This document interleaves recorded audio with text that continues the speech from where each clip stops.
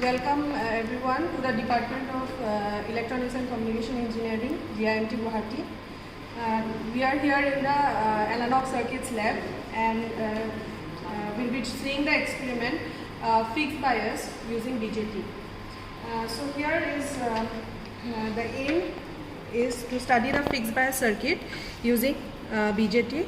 The apparatus required is multimeter, resistors, variable DC supply, and we are using the transistor NPN BC549. The circuit diagram is shown here. We have drawn the fixed bias circuit using common emitter configuration in NPN mode. The given values are VCC is given as 6 volt, VC, that is your collector voltage, is given as 3 volt, and IC is given as 1 milliampere. We have to find out the beta value of the transistor. So we have used the transistor BC549 and we have found out the beta value from the multimeter. As we can see here, it is N for NPN and this is for PNP. And by connecting accordingly the transistor with the connections emitter, collector, base, and putting the knob here at HFE, which is showing the gain beta, we will get the beta value of that particular transistor. So in this case we have got the beta value as 517, and by applying KVL to the circuit we have found out the resistances values RL and RBB. So this is the calculation. First we have applied a KVL in this loop. From there we have found out RL as 3 kilo ohm, and next we have applied a KVL in the outer loop and we have found out RBB to be 2.7 mega ohm. So this is the breadboard connection for the fixed bias circuit. We have used a BC549 transistor, and this is the emitter, base, collector. And as per the circuit diagram, we see that RBB, which is about 2.7 mega ohm, it is connected between base and a common point of RL and RBB. So we have taken 2.7 mega ohm as 470 kilo ohm plus 2.2 mega ohm. So these two we have connected in series to get a resistance of 2.7 mega ohm. And then we have connected RL. RL is connected between collector and a common point of RBB and RL.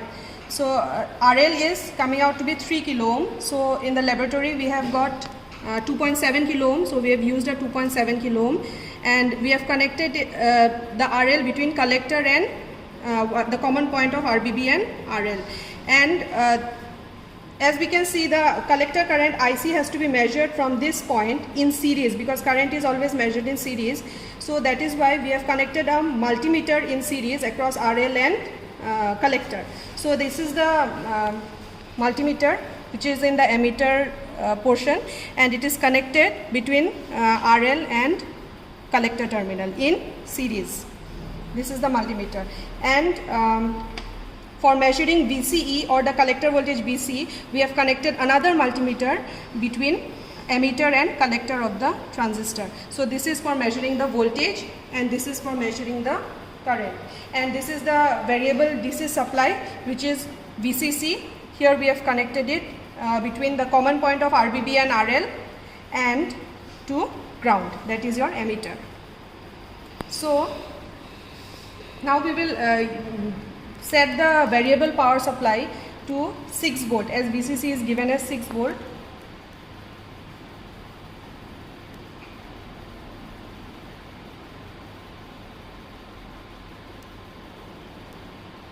VCC is set to 6 volt, and as per calculation we have seen that as per the given values we have seen VC is given as 3 volt and IC 1 milliampere. So we have written calculated values as VC 3 volt and IC 1 milliampere. So we have to correspondingly verify by doing the circuit connection whether we are getting the same Q point or not. So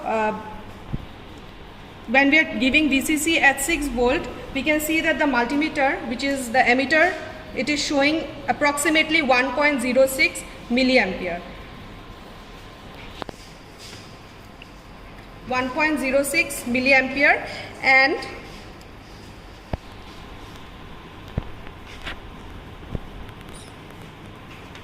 $1.06 milliampere, and VCE, that is the multimeter for the voltmeter, it is showing the voltage as 2.5 or 2.6 volt approximately, whereas our calculated value was 3 volt. So 2.5 volt. So as we can see from the table, VC is 3 volt and measured value is 2.5 volt, and IC is 1 milliampere.